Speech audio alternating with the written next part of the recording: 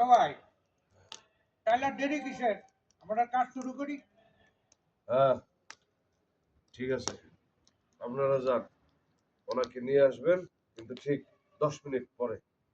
10 minute? 10 minute পরে কেন? আপনাদের অন্তরে এত প্রদাহ কেন, এত যন্ত্রণা কেন, কথায় কথায় প্রশ্ন করেন? এটা একটা সাধনার কাজ। আমি 30 বছর হিমালয়ের পাদদেশে সাধনা করে যা শিখে এসেছি সেটার ব্যবহার করব না? এটার জন্য সময় লাগবে না? আমাকে 10 মিনিট ধ্যান সাধন করতে হবে। তুই যা, তোর আনতেও 10 মিনিট লাগবে, সরাসরি সে আসবে না। তুই তোর ফলাফলা কইরা নিয়ে আয়, তবে 10 মিনিটের ভিতরে আনিস। যা ঠিক আছে। যা। আপনিও যান জনাব। আর আমি গেলে তো সে আসবেই না।